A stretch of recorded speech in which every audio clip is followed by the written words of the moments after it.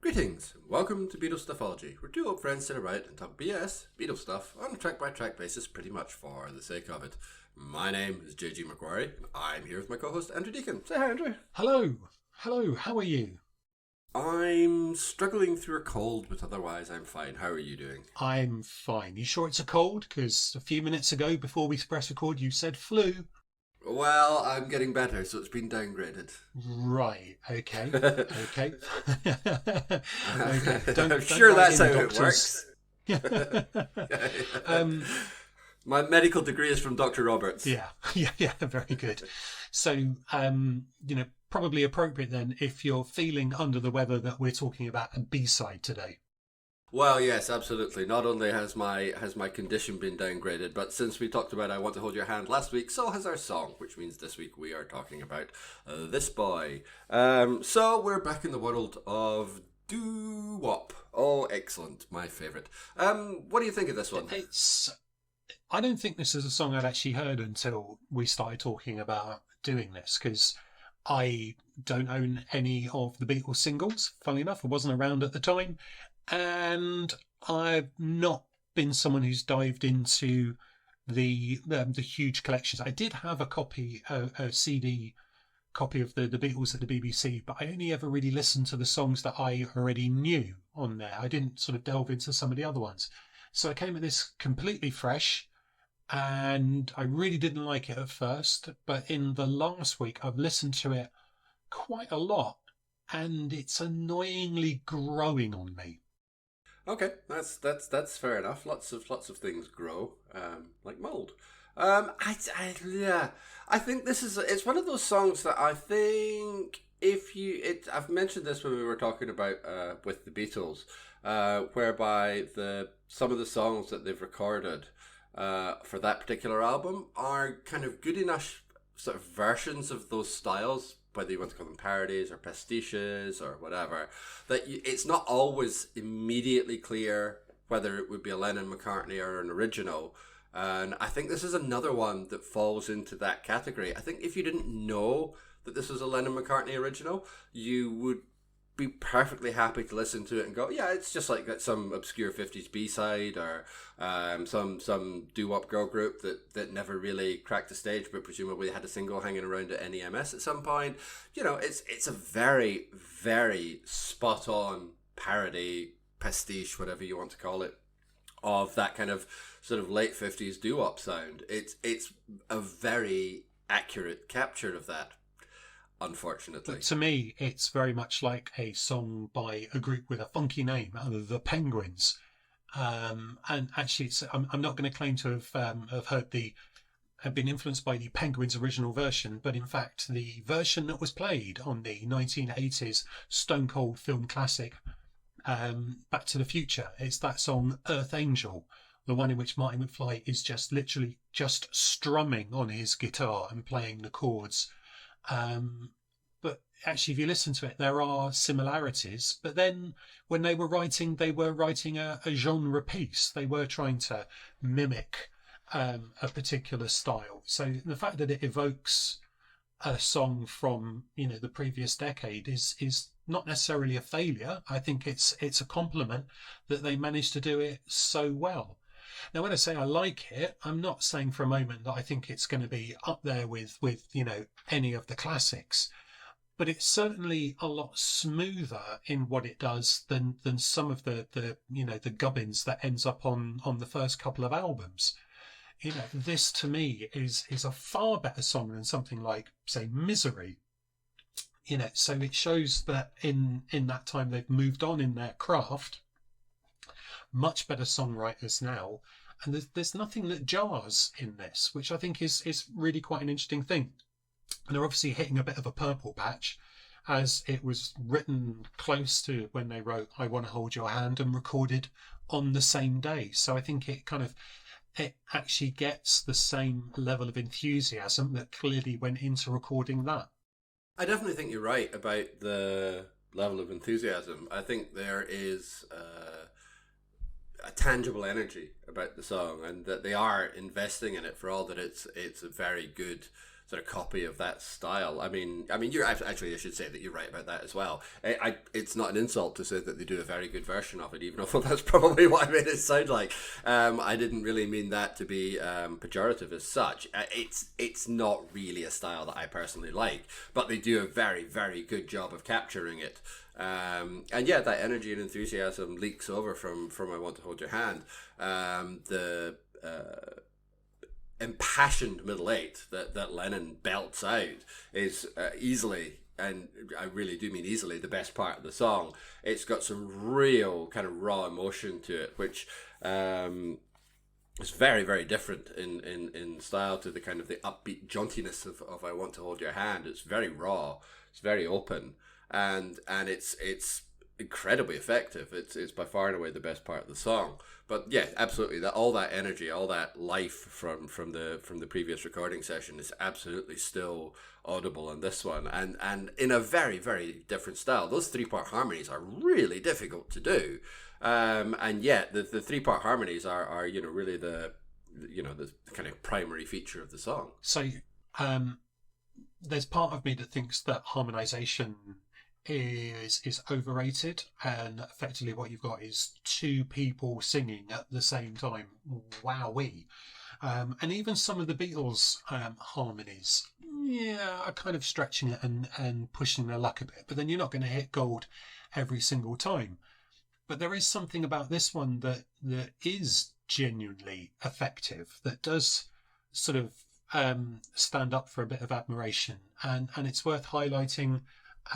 Dear listener, you may well already be aware of this. There is a relatively short YouTube clip of George Harrison, perhaps in, I think, maybe the early 70s, watching some TV footage of them singing This Boy. And he just looks, I mean, bear in mind how cynical he would have been about the Beatles at that stage. You can see the joy in revisiting this, partly revisiting, the younger selves, but you can sort of see that there's I wouldn't say a purity, because then I'm entering into self-parody territory, but there's something that captures the imagination, something that reminds him of the joy that they found in each other's company. It's quite an affecting little piece, which he then kind of ruins by just then talking about how John was blind as a bat and didn't like to wear his glasses. But you can see he genuinely loves watching that clip.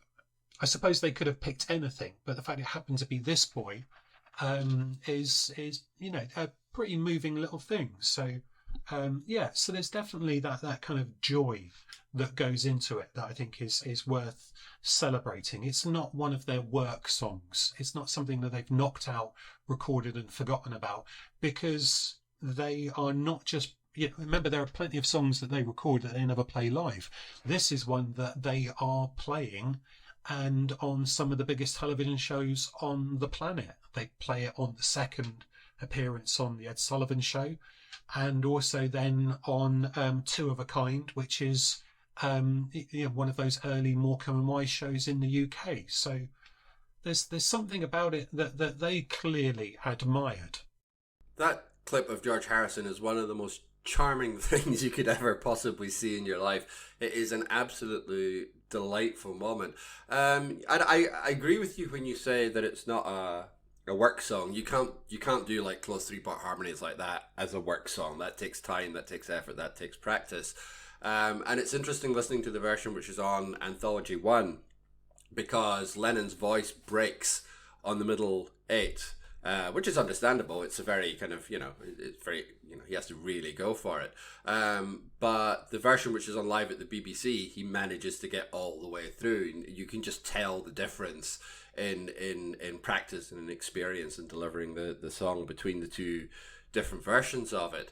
It's one of those songs that I do think, though, is forgotten, even although it was played on the big TV shows. So I'm going to slightly disagree with you there. I think that's one of the reasons that when you see that clip with George Harrison, it's so charming, because it's kind of a forgotten song. Like if you talk about, like the big songs which were played on Ed Sullivan, well, that's what we did last week. We talked about I Want to Hold Your Hand. We talked about this huge cultural impact that it had.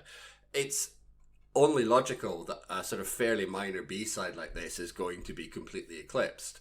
And even when people look back on like the earliest part of the Beatles' career, say 62 to 64, you know, it's the big singles that dominate. It's going to be Can't Buy Me Love. It's going to be I Want to Hold Your Hand. It's going to be Love Me Do, all that kind of stuff. I think this is a pretty forgotten song. It's on Past Masters, but you kind of have to be a real fan to go out and dig out Past Masters. Like you said yourself, if you listen to Live at the BBC, maybe you listen to the songs you know, so slightly ropey. B-side that you don't quite remember kind of gets forgotten in the shuffle. I really think that's why it's so charming when you see George Harrison watching that clip, because it's just not that well remembered a song. And there are so many other reasons as well, but I think it's comparative obscurity compared to the kind of the big ticket items is one of the reasons that kind of charm is there. I don't think it is ropey though. It certainly stands up against a ropey recording, I should say, not a ropey song. Sorry, my mistake. There's so much that happened between this recording and that YouTube clip that you could understand why, you know, George has forgotten something as this. Sometimes we need things to evoke a particular memory. So there's certainly, though, once remembered, a lot of warmth that comes with it, which I think is an absolutely wonderful thing. There is kind of a quirk about the two TV appearances that, you know, we've made reference to. Obviously, we're talking about I think it's February 16th was the second appearance on the Ed Sullivan Show, and you know, it was recorded and broadcast basically in one go. That's it, recorded, done, out.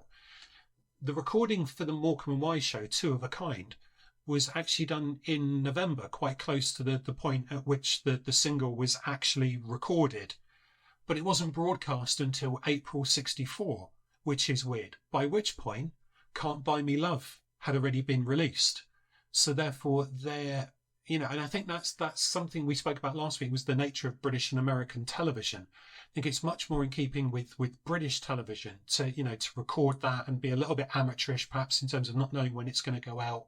Well, yeah, and the sheer pressure from EMI to get product out there and keep product out there was utterly relentless. So it really didn't take much time for something like this to just be, you know, the object in the rear view mirror. It fades away very, very quickly indeed. And yeah, you're quite right about the sort of the nature of British television not really having any proper understanding about the nature of the recording industry, because there's just no way that you could have any you know, meaningful correlation between the two, since they kind of treated each other with complete, you know, well, I was going to say contempt, maybe that's too strong a word, but you know, like the BBC was actively avoiding having that much to do with mainstream popular culture. It was still a real tension within the BBC in 1963 as to whether they should really have anything to do with it at all, because they were not seen as being in a position to sort of mold tastes, shall we say, and make choices about what people should or shouldn't be listening to. So it was very much something that they were you know, in two minds about. And even though obviously the BBC, not the only broadcaster on television at the time, but still the main one, and what they carried or how they reacted and their attitude toward things still carried huge influence over to ITV at that point as well. Hey there, do you want to know a secret? Go on. The Morecambe and Wise show at that time was on ITV, not BBC. That's why I mentioned ITV at the end, because the BBC still set the tenure for so much of how those industries were going across. So don't worry, that's why it was there. Good. Just make sure we're covered. I know that. Technically it was ATV at that stage, because it was obviously broken up into many different companies. But yeah, basically think Lou Gray. Let's not get into that argument now. Well, no, yeah. Anyway, but there's something quite interesting in the way that it's performed on there. I've to know whether this is the case. You may be able to tell me. But it's quite interesting watching Ringo, because, or Bongo, as Eric Morecambe called him on the show. It doesn't sound funny, but because it's Eric Morecambe, it actually works when you watch it. He's playing with brushes and mostly on the cymbals. Obviously, there's the light touch on the bass drum as well. It's only in that middle eight where he then starts to actually hit the drums as well. But bearing in mind, he's doing it all with brushes, which I think is quite interesting, and it's effective. A little bit unusual, but it really works for the song, and I think it just kind of emphasizes the fact that this song is really all about the vocals. There is a bit of a guitar lick that is effective, but if it wasn't sung in a particularly interesting and effective way, the song wouldn't be half as interesting as it actually is. So kudos to Ringo.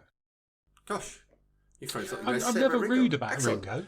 It's just that normally I bow to your superior Ringo-osity.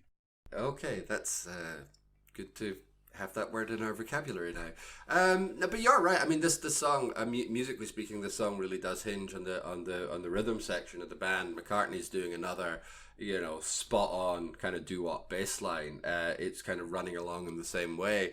But I do agree with what you're saying about Ringo. I think it's one of the ways you can see he's a very considered drummer, because I think it would be quite easy to do the verses just on a bit of snare, maybe a little bit of tom to fill it out or whatever, but he keeps it very kind of minimal, like you say, a little bit of brushwork in the cymbals, a little bit of bass, and that gives him somewhere to go when they reach to the middle eight. So when it fires up and Lennon's doing his huge kind of plaintive melodramatic lead vocal, Ringo can then, he's got something that he can then, pull out the can. He can find space to put more emphasis on it. And almost all of that middle eight is just Lennon's vocal and Ringo. And it's incredibly effective. It gives it that extra power. And then it just pulls back. It brings that tension as the middle eight comes back. And then you fall back into kind of the three-part harmonies as the drama from the middle eight sort of dissipates. It's extremely effective, but it's not showy. It's not particularly flashy, and that's Ringo all over. It's a very considered piece of drumming.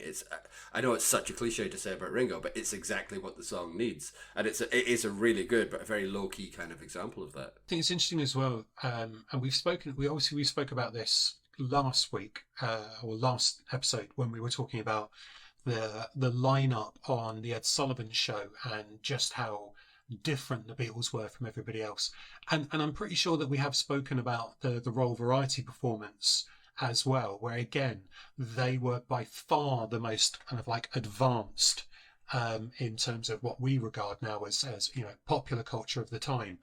They were very much at the vanguard. Well, if you look at, bearing in mind how popular we know that Morecambe and Wise were, particularly in the 70s. So in the 60s, they're still building up to that. They are still a big deal on ITV at this stage.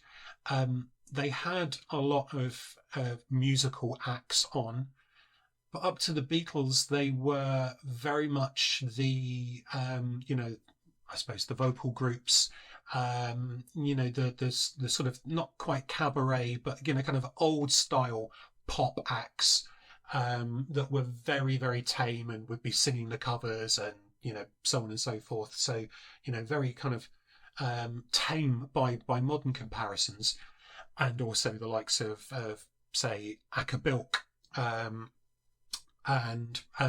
Ray Ellington is another example. If listener out there may be aware of The Goon Show, and that Ray Ellington was the singer on just about every episode of The Goon Show in their musical interludes.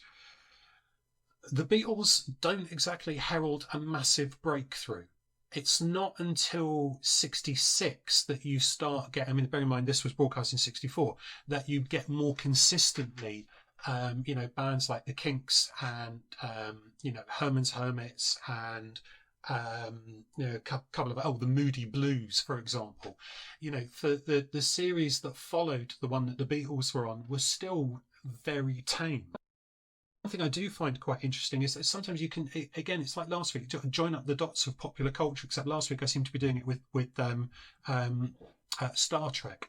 But the group that was on the following week after the Beatles was called the Viscounts.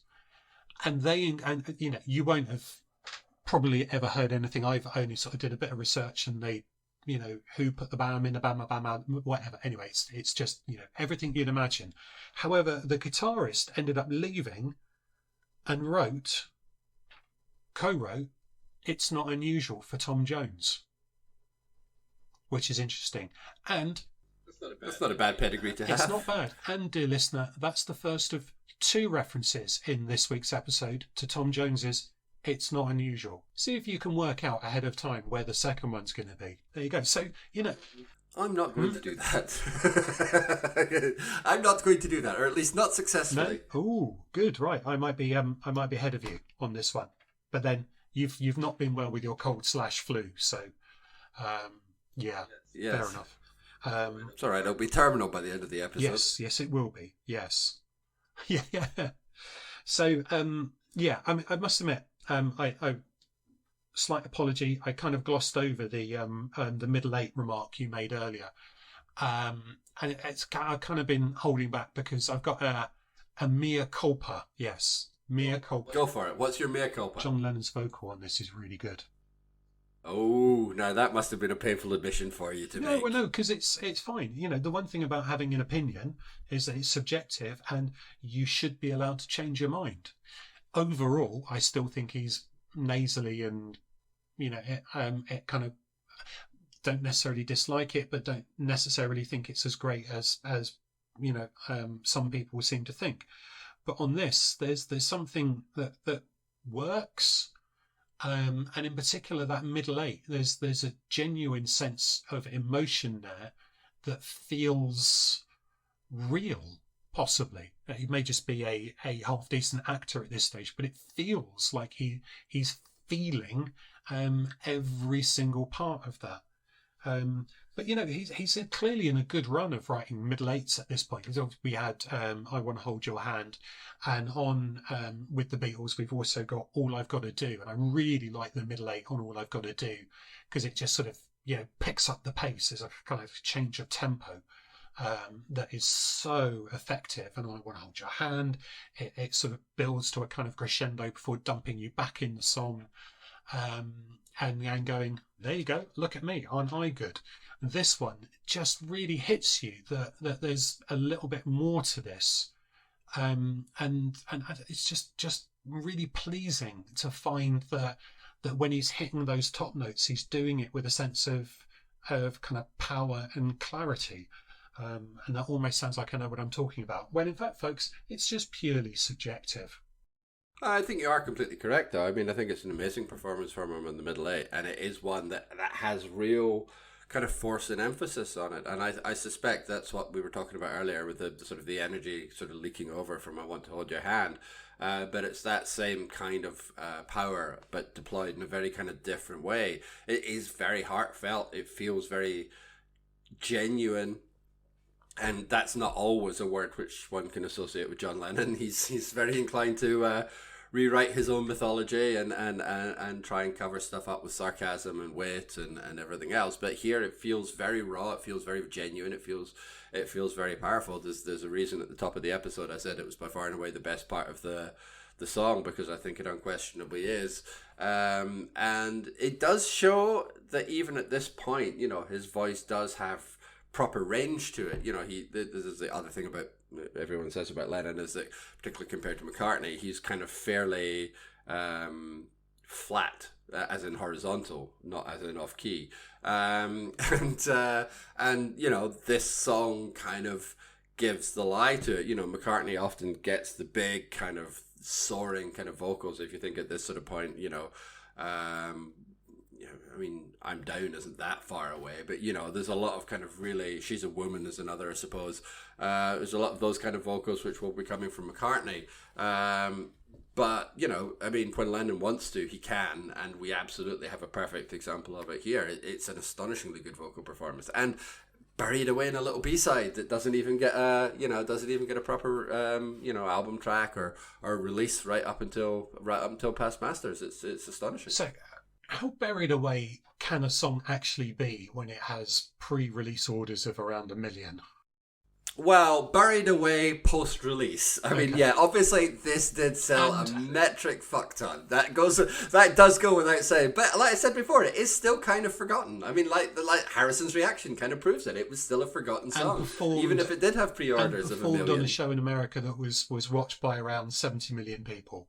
I know what you mean. Yeah. I know what you mean, but I think the nature of B-sides, perhaps when we were first buying singles, is maybe different in terms of the way people. I don't know. Maybe even when we were first buying singles, we would listen because it was basically all we had to go on until we might be buying them because the single was also on the album, and therefore we were hoping that something on the B-side would have added that extra little bit of value to it. But there was so few physical products available. I kind of suspect that people did listen to I Want to Hold Your Hand quite a lot, and then probably listen to the B-side quite a lot as well, because you know what, it's all we've got. We can't watch recordings of the TV program. You know, if we missed it, we've missed it. But here I've got something physical I can just play over and over and over again. But you know, I think the nature of the product in the industry at the time probably suggests it was probably pretty well listened to. But I think it's I'm sure it was, but I'd also go on to point out the fact that singles, even when they do sell a million, or whatever, they are by their very nature ephemeral. They will fade, and the fact is that as a B-side, something like this simply wouldn't be put out. Like I said, I don't think this was released in anything until Past Masters, so there would be well over a decade before nearly 2 decades, in fact, between the release of the single and Past Masters. Something like I Want to Hold Your Hand does crop up on compilations. It's definitely on a collection of Beatles oldies. I'm pretty certain it's on the Red album as well. So some of those songs do get released in other formats, and so hang around popular consciousness a lot more. Whereas something like This Boy, which is functionally an obscure B-side, simply drops out of sight unless you still have a physical copy of that single. And like you said, it's sold a huge amount, but it would still fade into obscurity next to the big ticket songs, next to the big singles, because it simply never got re-released anywhere. And then of course we get into the conversation about a phrase that I don't particularly like, but then there are lots of those modern phrases that I don't particularly like so and so dropping an album. No. But the other one that people use that bugs me and would apply to this is, it's a deep cut. This is a deep cut. And we all know. That's why I've been saying obscure rather than deep cut. It's obscure, there are plenty of fans of bands who value their ability to pick out a deep cut and cherish it for more than a thing that is clearly a better product. But anyway, not quite sure where we're drifting to in those terms. When actually there's still plenty that's worth a focus on here, because this is another in the vast canon of John Lennon's self-pity songs. And I think it's up there. No, actually, it's not up there. It's above the likes of, mentioned earlier, Misery, where I've lost her now for sure. I won't see her no more. And It Won't Be Long, where since you left me, I'm so alone. Not a second time. Well, actually, that's kind of an indication, is he said, well, I've been left and I've been hurt, but you're not going to do it again. I suppose you could also include a later one, like, Run for Your Life, when he's kind of turned the tables, where he's no longer self-pitying. Oh, he's just angry. And the one that it occurred to me is also a Lennon self-pity one, and it wouldn't surprise me in Freud fans if at all that it was also the subject of a song like some of these, like Misery. I've lost her now for sure. I won't see her no more. And that song being Mother. Where I wanted you so bad, but you didn't want me. Bless poor John. Poor John. But he does write a lot of these. But actually, there's something about this song that feels a little bit different, because he does something that is a little bit clever. There you go. I'm being so nice about John today. It's quite interesting. The thing that I think that John does that's a little bit clever is just the use of two simple words, this and that. And the fact that this is called This Boy, but actually you get straight into the song after the jingly jangly opening, and it starts with That Boy, and automatically you go, oh, okay, I wasn't expecting that. And it is that sort of unusual way of doing it, saying, well, that boy is with you, this boy wants you back, which is a really simple way of doing it, but it is very, very effective lyrically. It just sort of strikes you as being just a touch different from all of these others. Oh, woe is me, isn't life so bad, oh, I'm in such misery without you. It's that sense of, well, that and this. And I think this is where perhaps he starts to develop a sense of narrative and character, as opposed to the previous incarnation, which is just all about a splurge of nonsense words. So I'm looking forward to seeing whether or not that is true. And listener, you can read my book, John Lennon's Lyrics, all inspired by the loss of his mother, which is due out whenever I can get round to write it. It shouldn't take long. It should be a very, very short book. In fact, you've probably just heard the entire transcript. Yes, marvellous. We'll all look forward to that being in the bookshops sometime soon, shall we? But the word I think that you used there, which is the one that I would sort of pick up on, is narrative. I think that's what that little change in vocabulary gives the song. I think if it was just this or that all the way through, it would give the song a singular perspective, which would be fine, but comparatively unremarkable. But just something as simple as that switch gives it a narrative. It gives it two perspectives, which are essentially competing with each other, even although they're very similar in their outlook. It like you said, it's a very small change, but it makes a huge difference to the way that the lyric comes across. It's a really genuinely smart piece of writing, a tiny little change, but it really shifts the focus on everything. Yeah, it's kind of like how people lose their shit when they hear the final verse of The One I Love. It's like, oh, a simple prop has occupied my mind. Ooh, what does he mean there? But yeah. It's interesting. There's a fair chunk about this song, and actually, what I would suggest is that if people haven't listened to this before, if like me they're relatively new to this, the one recording that is probably the best one to have a look at is the recording from the Washington DC concert. It's really good, really, really powerful, and their first concert in America, and they just love playing it. It's great, and it gets such a good reaction. It's so clear. You can see the fans all around because they were playing in the round. It's just a really effective and affecting piece that would actually make you quite pleased for once that you've dipped into the back catalogue and listened to something that's a little bit more obscure. That said, when we get to it, and I suspect it's probably not that far away, I'm still not going to give it more than a 6 out of 10 because it is a piece of froth and ephemera. It's nice, but it's nice for all the sorts of reasons why it's nice in 1963. It's not going to be anything more significant than that come the end of 64 into 65. It's the sheer quality of what follows that means it is, in your terminology, that sort of forgotten and obscure deep cut. For a lot of other bands, this could be one of their biggest hits. An awful lot of bands 63, 64 who don't last into 65, 66. And that's the other thing about the acts on that Morecambe and Wise show, is that the ones that are on in 63 and 64 tended to have been quite well known in 56, 7, 8, 9, 60 and 61. There is that time lag. No one really survives no one survives in the way that the Beatles do.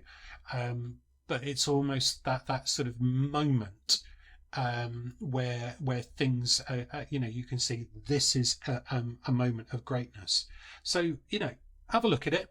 And please do dear listener, let us know if you actually sort of feel the same way, that this is, perfectly fine for the Beatles, but would actually be significantly greater for most other acts at the time. Well, I guess I don't really have to ask you what your score for this one is then. Thank you for 10. Preempting 10, that. definitely a 10. 10. I'm gonna havering sort of between a 5 and a 6. I don't know, a 5, I think, maybe. Compare it to. I'm not going to give it a half point. You'll be pleased to hear. Compare it to what you've already given a 5 to. That's a good point. Let me have a look at my master list. What else have I given a 5 to? Hold Me Tight, Not a Second Time is 5.5. Don't Bother Me, I'll Get You. All right, I'll give it a 6. Fine. fair. No, that is an entirely fair point. I will also give it a 6. I thank you. Yeah, well done. You made it through. Good, excellent, yes, and I can still just about talk. Hey. And so before I lose that ability, let's wrap things up. You can contact us by email, and please do so. We are BeatlesStuffology@gmail.com. We're on Twitter at Beatles_ology, and you can find my blog at www.jgmcquarrie.scot. Also, check out my other podcast, which is Talking Trek to You, where a noob and an expert, me apparently, goes through the original Star Trek series episode by episode. Please like, rate, and review us on whatever podcatcher you're using so that more people can find the show.